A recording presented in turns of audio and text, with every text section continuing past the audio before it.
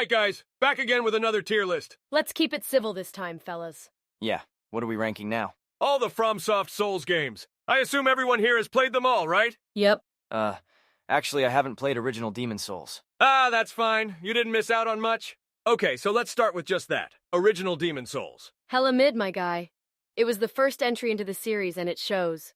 The bosses were just a bunch of dog shit gimmick fights, and the ones that weren't were super generic. Yeah, it wasn't really all that. Even though it started the series, it still wasn't great. I basically just forced myself to finish the game. I was so damn bored. I'm thinking D tier. Yeah, valid. Damn.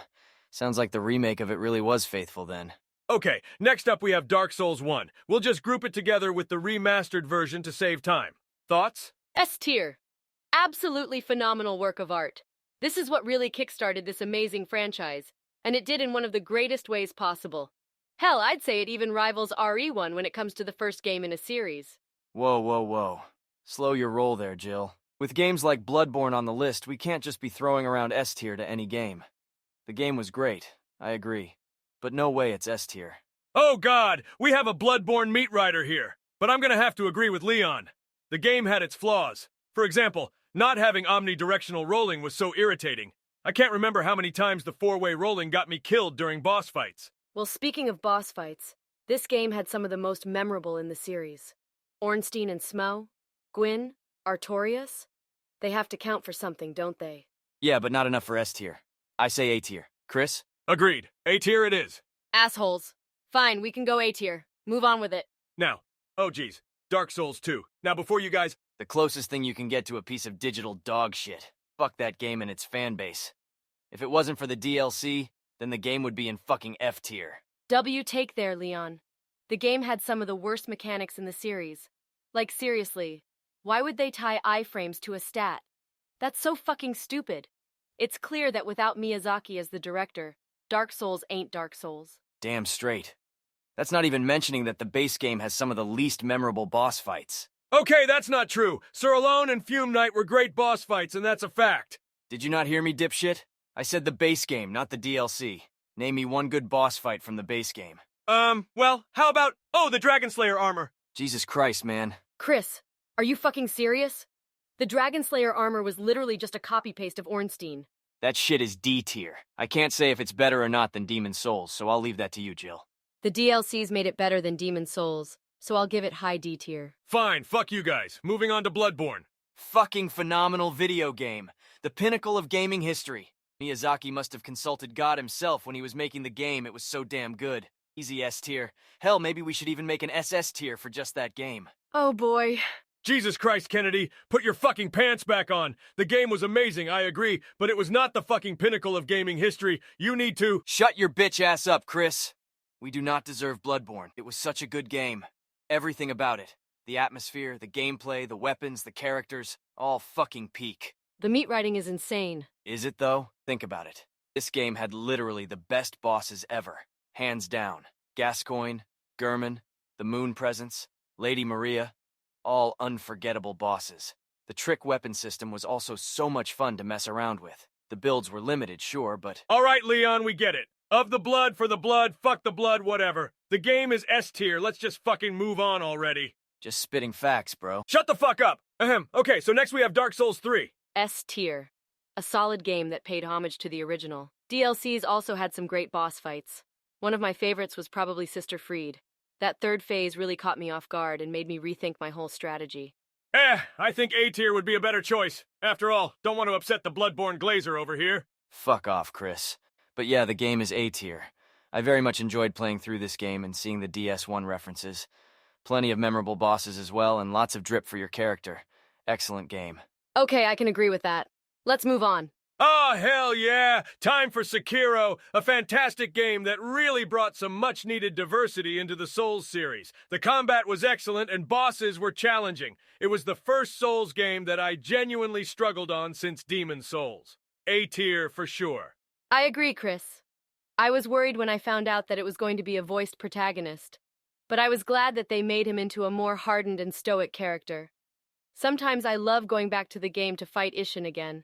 I can even argue S tier, to be honest. Now hold the phone, fellas. Excuse me? God damn it, Leon, what now? You guys are in way over your heads. This game was a glorified rhythm game. Literally, the combat was just some hit-hit block-block pattern that varied with every enemy. It was fun at first, but got boring later. I'd say B tier.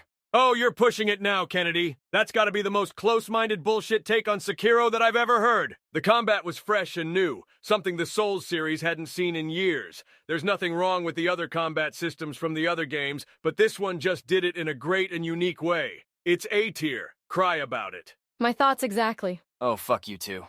Fine, let's move on.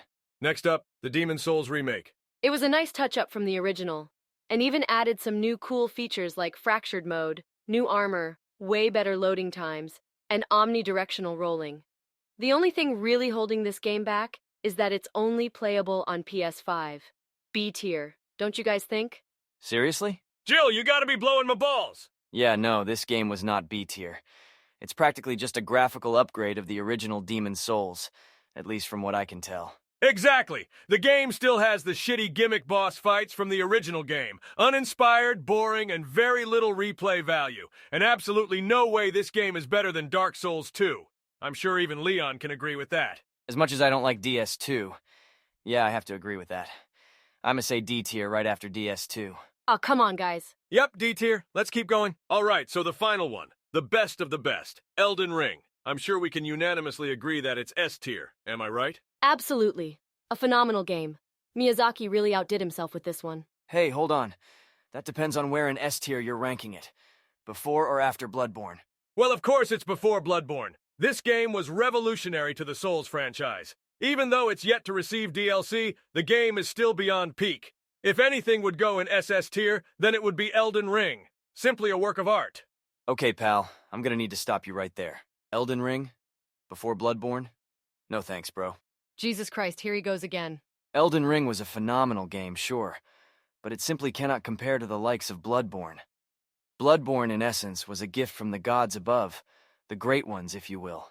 You see, when it comes to Bloodborne, you— Shut the fuck up, Leon! My God, I'm so fucking tired of hearing you glaze the fuck out of Bloodborne! The game is not a fucking gift from the gods! No, Bloodborne did not save your life. No, we don't not deserve Bloodborne. It is just a video game. Elden Ring is amazing because of its vast open world, extremely diverse weapons and builds, and great boss fights.